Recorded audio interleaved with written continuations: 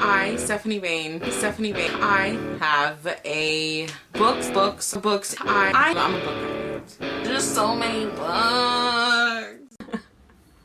Hello everyone, Stephanie here. Today's video is going to be, I said that really deep, I just noticed that.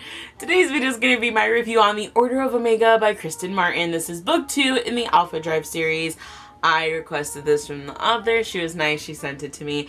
Anywhoomski, really quickly, this book is about a girl named Emery Parker. Well, obviously not this book, the first book, because spoilers. It's about a girl named Emery Parker who lives in the year 2055.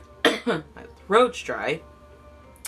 And she doesn't know it, but she's actually not really living. She's asleep in a coma, and so is a crap ton of the world, and they're living in a thing called dormants, and the whole thing is trying to get them out of dormants, and that's where the story takes off. So you guys know I really enjoyed the first book. I gave it a 4 out of 5 stars. I gave this a 4.5 out of 5 stars. I really love this series. Okay, it's very unique in the sense of the way it's written, the fact that it's kind of like a slight mixture of genres, and it continues a bit more in this one. But I love that everything, you know, I just appreciate when things make a whole crap ton of sense, and this makes sense. This is so good. The way that it carried out, plot developed, it left me like, what's gonna happen in the second book? And I'm going to talk about that more in my spoilery section because I have just, you know, a tidbit of things to talk about.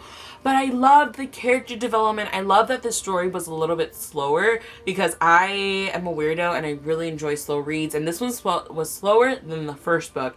And I still feel like maybe the first book was kind of like setting you up for this.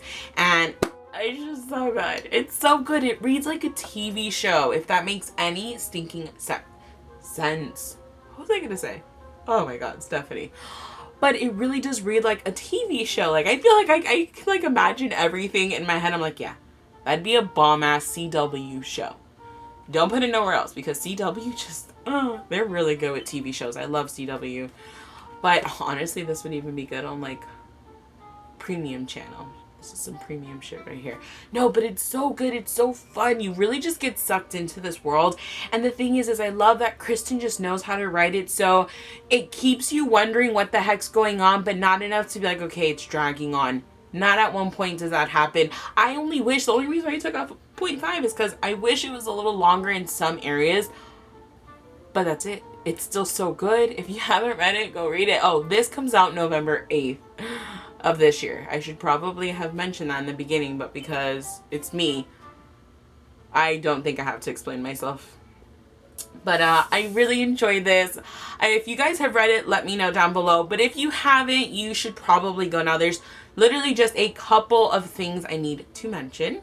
And yes, so hello spoilery people. All I want to talk about is, oh my God, my heart was breaking when like every time Mason's like little chapters came up and he was talking about how he was fighting, I felt so much for him. I was like, my baby, I'm so sorry. And then Torrin getting beaten and tortured, and then he had the freaking pendant, and then the mother was the one that like created dormants, but like for military purposes. And then like, oh my goodness, I mean obviously she had a big part to do with it. That's how she knew everything. It makes sense. That's why Emery was so special, other than the fact that Commander is her father, which thank God he was saved. I panicked for a moment when like he died. I was like, what? Why? He just came in. He can't die, but then he comes back. Thank you, Naya. You're amazing. But yeah, so all that happens. Now, what I'm really curious about is this wraps up. Everyone's out of dormants. Everyone's going to try to live their lives. What's the third book going to be about? Is it going to be like her trying to like be okay with everything? I'm just so excited. I cannot stinking wait. This is so good. I love it. It's amazing. So good. I need to like remind people that this is going to be coming out November 8th because November is so far away, and I'm sorry I have to review this now.